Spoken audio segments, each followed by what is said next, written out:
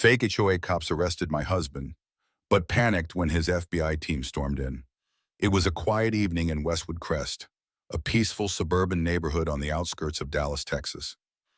Everything seemed normal until a sudden knock on the door shattered the tranquility. The whole thing started so simply that I never saw the danger coming. My husband, Ethan, had always kept a low profile, blending seamlessly into the community with weekend barbecues, neatly trimmed lawns, and the occasional HOA meetings he begrudgingly attended. Officially, he was just a cybersecurity consultant, a perfectly ordinary job, convenient enough to explain his frequent business trips. But in reality, Ethan was an undercover FBI agent, specializing in cybercrime and counterintelligence operations. And on that day, his secret nearly came crashing down. Standing on my doorstep were two men dressed in dark navy uniforms, their badges gleaming with the words HOA enforcement. They carried clipboards, their expressions stern, like they actually had some real authority in our neighborhood. But there was one problem. Westwood Crest had never had any kind of enforcement unit. Sure, we had an HOA, but it was just a volunteer board and a contracted management company. There were no patrol officers, and certainly no one with the power to arrest residents. The taller of the two, a sharp-eyed man with graying hair, introduced himself as Officer Harrington. The other, stockier but just as rigid, went by Officer Lowe. They positioned themselves firmly in front of the door, their eyes darting past me and into the house, like they were searching for something. "We need to speak with Mr. Ethan," Harrington said, his tone clipped and authoritative. "We have reason to believe he has violated the HOA's security regulations." I frowned, keeping my voice steady. "What exactly has he violated?" Harrington hesitated briefly, exchanging a glance with Lowe's before answering. "We can't discuss details here. It's best if Mr. Ethan comes outside and speaks with us directly." The vagueness in his response set off alarms in my head. I had lived here long enough to know that HOA matters were typically handled through official notices or community meetings, not by uniformed men showing up unannounced at someone's doorstep. Before I could question the legitimacy of their badges, Harrington spoke again, his voice dripping with forced authority. "There has been a serious violation of the neighborhood's bylaws. Your husband is responsible." I clenched my fists, forcing myself to remain calm. "I'm sorry, but there must be some misunderstanding. We don't have an HOA security force here. Who exactly authorized your visit?" My heart pounded as I watched them scan the house again, their eyes sweeping over every detail, almost like they were looking for evidence of something. Contraband? A hidden threat? Anything they could use to justify their presence? And then, just at that moment, Ethan stepped into the foyer. He was still holding his coffee, as if this entire exchange didn't concern him in the slightest. But I knew him too well. His eyes flicked over the two men, taking them in, analyzing them in mere seconds. The moment they saw Ethan, Harrington, and Lowe immediately pounced, accusing him of installing unauthorized surveillance equipment in the neighborhood. Ethan didn't even flinch. He simply raised an eyebrow, his expression giving away nothing. I recognized that look, the same unreadable calm he used in high-stakes FBI operations. He spoke, his voice level. "Gentlemen, I think there's been a misunderstanding. Let's step outside and discuss this calmly." But Harrington sneered, his lips curling in amusement. "There's nothing to discuss. You're coming with us. Now." Before I could react, Lowe grabbed Ethan's arm, yanking him forward and twisting his hands behind his back. A surge of rage exploded inside me. But the strangest thing? Ethan didn't fight back. No struggling, no raised voice, not a hint of panic.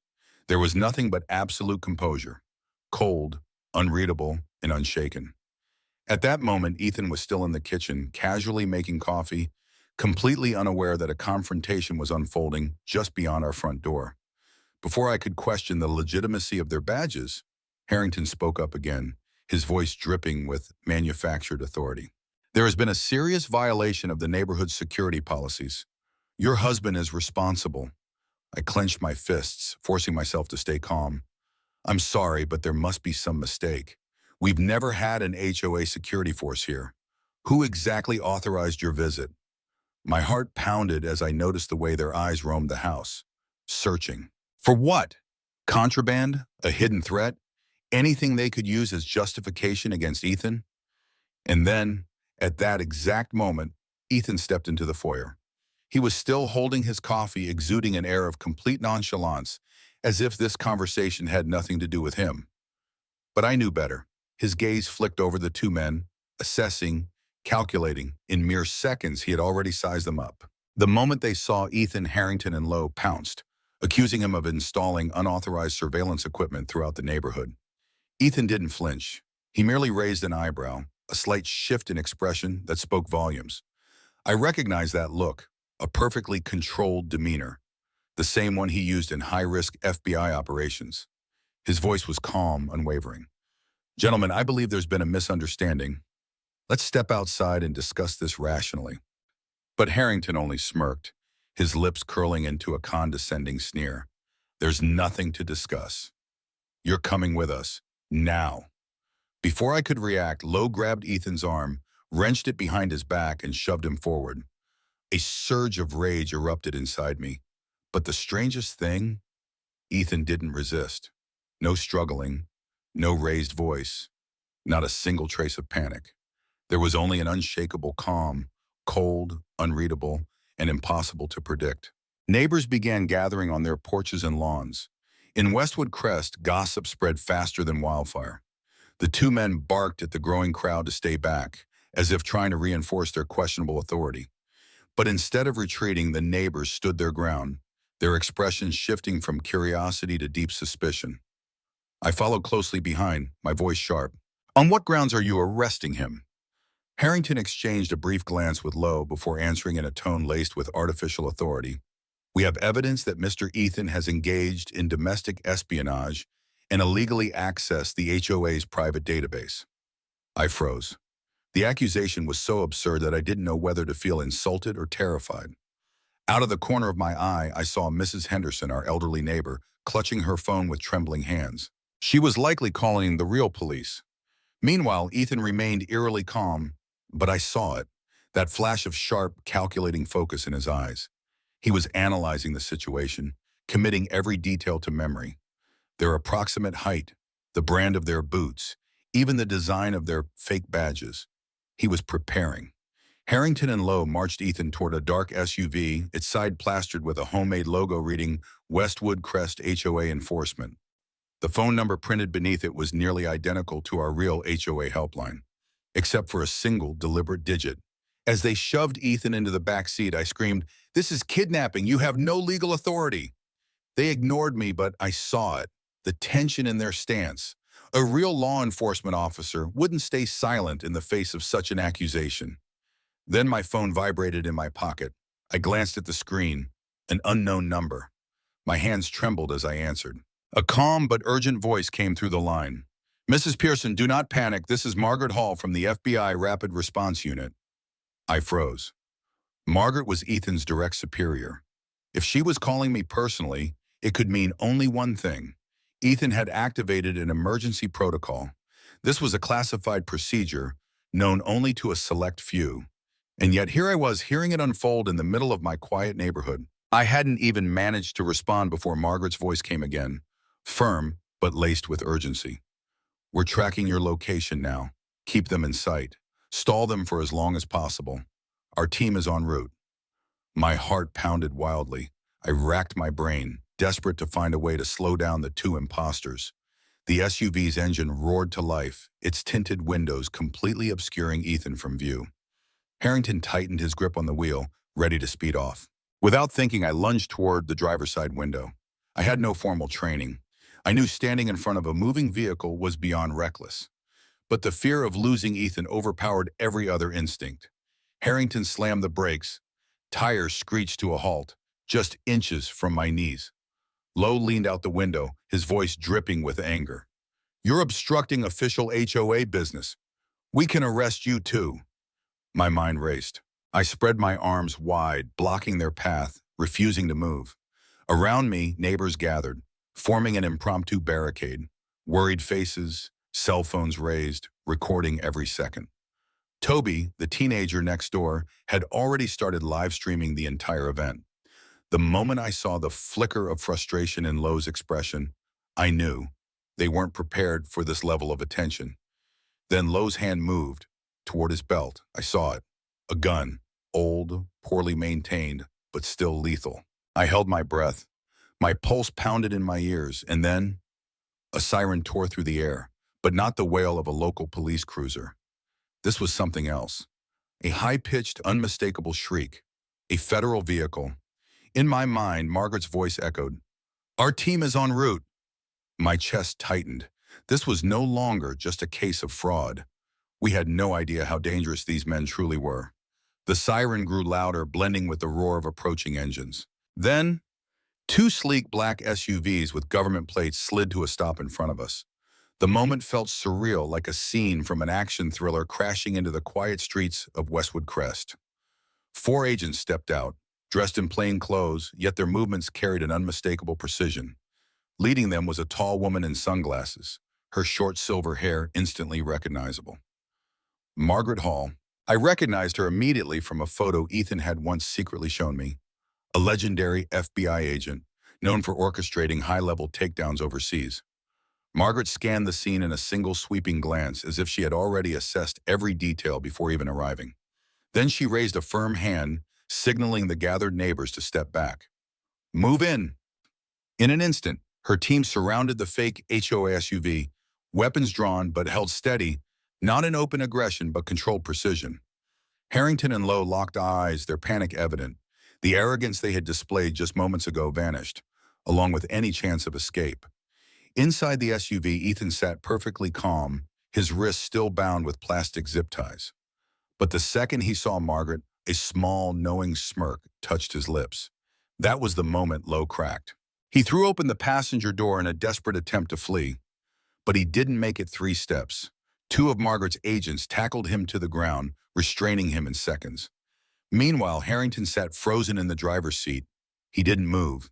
He didn't even breathe, paralyzed with shock. Margaret's voice rang out, cold and commanding. "By the authority of the United States government, you are under arrest." Her agents pulled Harrington from the driver's seat, pinned him against the SUV, and cuffed him. Just minutes ago, these men had strutted around, acting as if they held real power. Now they trembled, heads bowed in humiliation. The black SUVs, the armed agents, Ethan's unwavering composure. Westwood Crest had just turned into the backdrop of a full-scale espionage operation. Now free from his restraints, Ethan stepped forward. His gaze locked onto Harrington and Lowe, calculating, razor sharp. "Who do you really work for?" For the first time, his voice carried the full weight of an FBI agent's authority. The two men opened their mouths, but no words came out.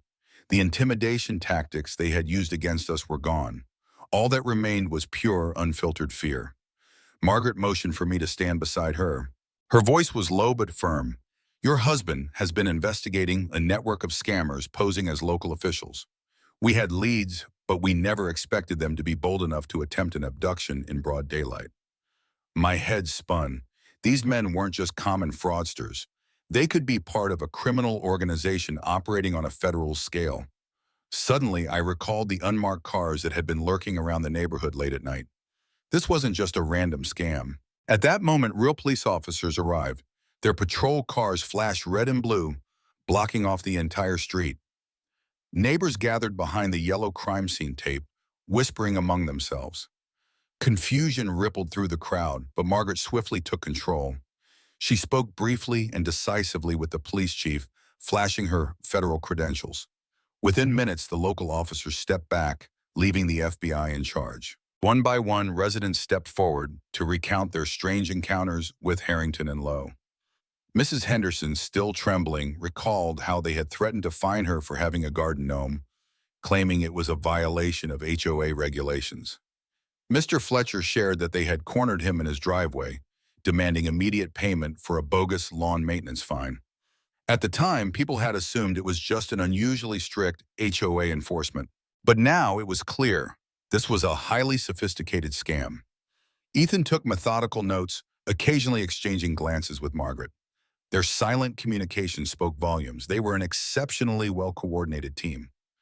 As for me, I stood frozen, my heart still racing, struggling to process the fact that my husband's secret FBI life had just erupted in front of our house. And worse yet, this was only the beginning. As the FBI agents and local police continued their discussions, one man approached me. The name tag on his chest read, Agent Hollister. I suddenly recognized it. It was a name I had seen before on a classified FBI contact list Ethan had once shown me. Hollister's voice was calm but firm. Have you noticed anything unusual in the past few weeks? Strange vehicles? Suspicious visitors? Anything that felt off? I thought for a moment, and then a memory clicked. There was a van, I said slowly. It was parked near the community pool for several nights in a row. No license plates. The one time I walked toward it, the driver sped off immediately. Hollister nodded as if this confirmed something important. He stepped aside, pulling out his phone to relay the information in hushed tones. Then a sudden piercing beep rang out from inside the fake HOA SUV. One of the FBI agents rushed over, quickly locating a small device tucked beneath the back seat. A tiny red light blinked ominously. Without hesitation, the agent shouted, "Device detected. Possible explosive or tracker." Panic rippled through the crowd. Neighbors gasped, some ducking behind bushes and cars. The agent carefully removed the device with gloved hands, inspecting it closely before confirming, "It's a GPS tracker, wired to an unknown circuit board." Harrington and Lowe's eyes widened in real fear. They stammered denials, insisting they had no knowledge of the device. But the panic in their voices only made the situation more alarming. Margaret didn't hesitate. She ordered a full bomb squad sweep of the area. Agents combed through the SUV, nearby vehicles, and even the storm drains, checking for any additional threats. Meanwhile, Ethan leaned against the hood of a patrol car, arms crossed, his gaze sharp and cold. His voice was steady but chilling. "Why did you target this neighborhood? Who's behind your operation?" Harrington pressed his lips together, refusing to speak. Lowe stammered, scrambling for an excuse. "We were just hired. It's just a job." That only confirmed our worst fears. Someone higher up had orchestrated their infiltration into Westwood Crest. The day's events had been relentless. Just half an hour ago, I was basking in the lazy afternoon sun, not a care in the world. Now my neighborhood looked like the set of a high-level sting operation. Agent Hollister stepped closer to Ethan, his expression grave. He leaned in and murmured something to him. I saw Ethan's face shift, his usual confidence giving way to a rare look of concern. Then he turned to me and gave a subtle signal. "I have to leave." His voice was soft, tinged with regret. "Margaret needs me to relocate immediately to a secure facility for debriefing. This is bigger than we realize. These men aren't just con artists. They might be connected to an organized group, targeting federal employees." A chill ran through me, I had never seen Ethan this unsettled before. I grasped his hand tightly, unwilling to let go. But within minutes, another set of unmarked government vehicles arrived. I stood there frozen as I watched them take him away. Margaret remained behind to manage the aftermath, but she made it clear she would be leaving soon to join Ethan once the site was secured. The entire neighborhood was in shock.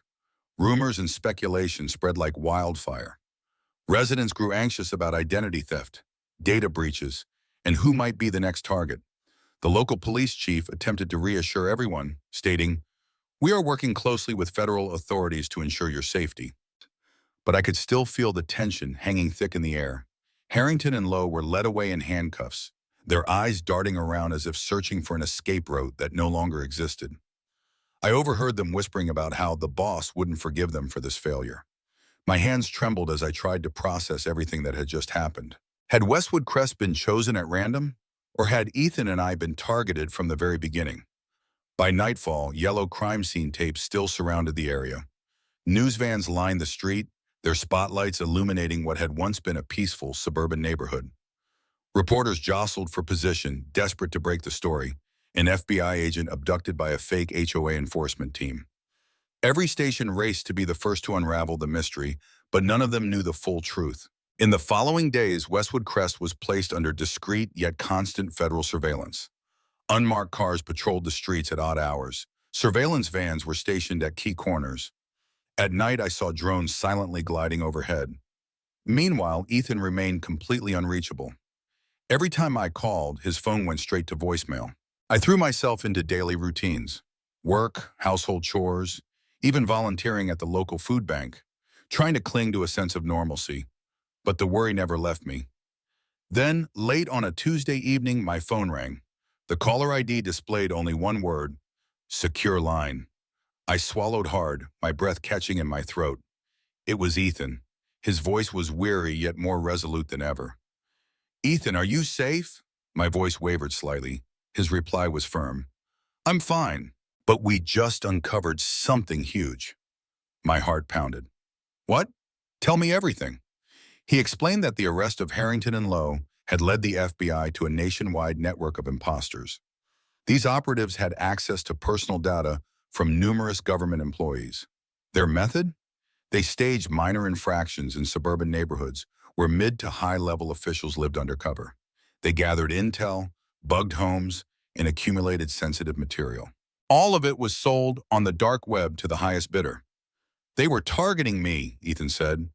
"We believe they suspected I had intel on a classified overseas operation." A chill ran down my spine. "So what now? Are we in danger?" The silence on the other end of the line stretched uncomfortably long. Finally, he spoke. "The ringleaders are still at large. We've traced them across multiple states. If they suspect the FBI is closing in, they might retaliate." A cold wave of fear washed over me. Ethan continued. "Margaret is accelerating the operation. As soon as we confirm the location of their command center, I'll be part of the takedown. It's only a matter of time." Despite the dread creeping into my chest, I felt something else, a flicker of pride. The quiet, coffee-loving man I married was about to help dismantle a nationwide criminal network. Talk about living a double life.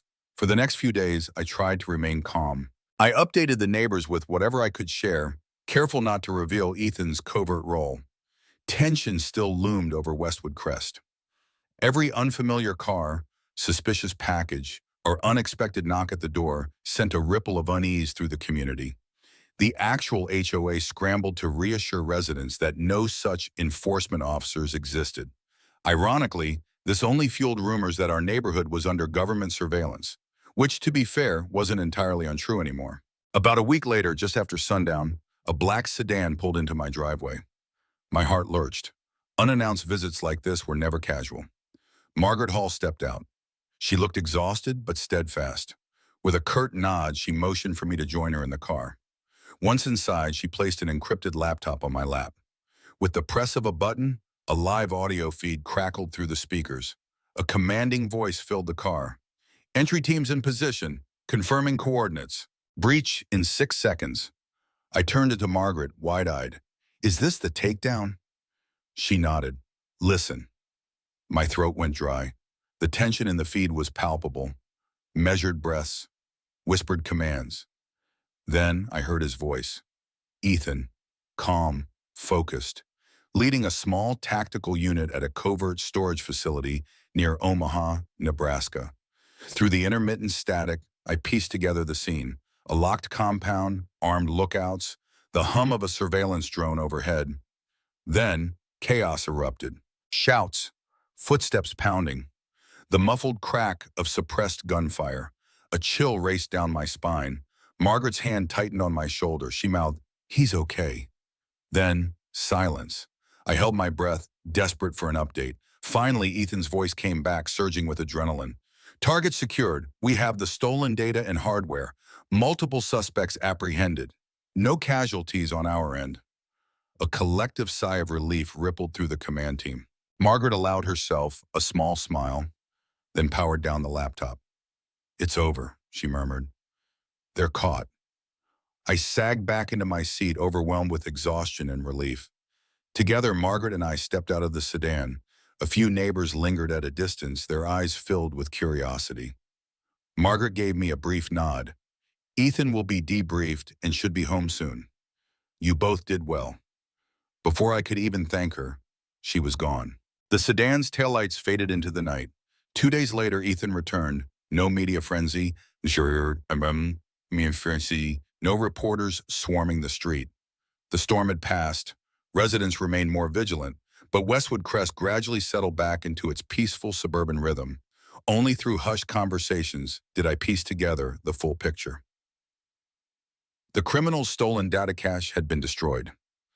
A wave of federal indictments was already underway. Within the FBI, Ethan was hailed as a key player in dismantling the operation. But to the outside world, he remained the same consultant, the unassuming man who quietly solved security issues.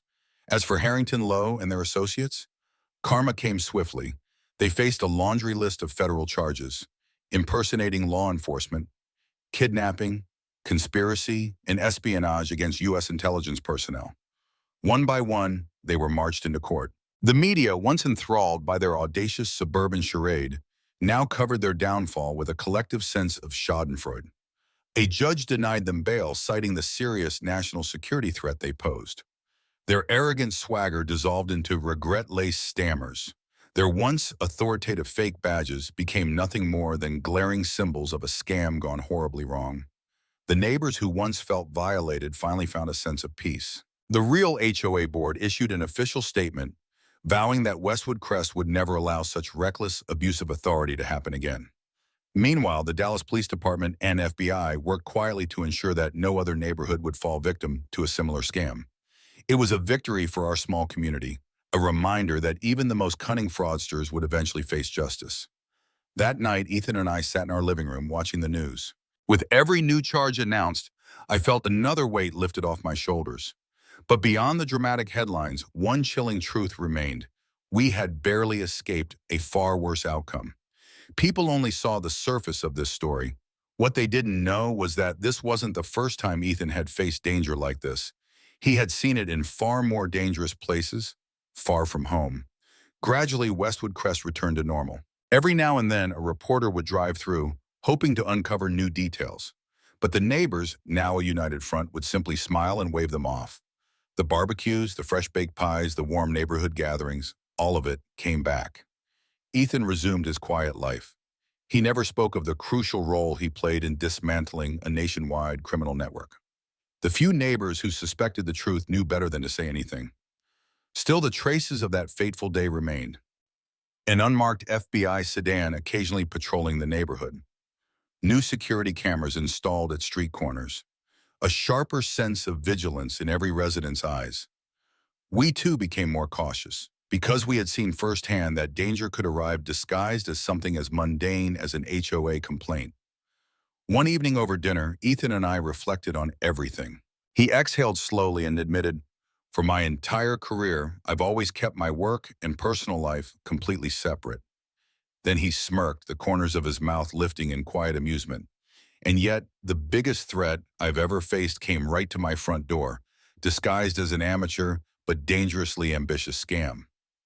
He had never been afraid for himself. His greatest fear had been for our neighbors, good people who believed in the safety of Westwood Crest. "At least we got them," he said. "That's one crisis averted." But one final mystery remained. Rumors swirled that the mastermind behind the fake HOA enforcers had ties to an international crime syndicate. The FBI expanded its investigation, linking additional leads in Chicago, Seattle, and beyond. I expected Ethan would be drawn into another mission, but he reassured me, "I've done my part. The next stage of this operation is out of my hands." He smiled, but I could see it. Beneath the relief, a quiet vigilance that never truly faded. Meanwhile, Westwood Crest grew stronger. Neighbors helped each other install better locks. They set up patrol schedules. Small gatherings became opportunities to strengthen community bonds like never before. Maybe in a strange way, that was the silver lining. The crisis had united us. Even Toby, the teenager who live-streamed the entire ordeal, transformed his channel into a platform for neighborhood security tips. Ironically, it gained him more followers than ever before. And in the end, I realized something. The illusion of safety can slip into our lives far too easily. Two men with fake badges and manufactured authority had nearly shattered our peace. But in confronting that threat, we uncovered something far more valuable. The quiet resilience of our community. The extraordinary resolve of my husband. Ultimately, Westwood Crest didn't emerge from this ordeal broken. It came out stronger than ever. More united, more determined never to be caught off guard again. And that, my friends, is how one ordinary afternoon turned into a high-stakes thriller, right here in an unlikely place called Westwood Crest. From fake HOA enforcers kidnapping my husband, to his dramatic rescue by an FBI strike team, to the jaw-dropping discoveries that followed. This story is proof that sometimes danger lurks where you least expect it. If you've been hooked from start to finish, Don't forget to like, share, and subscribe.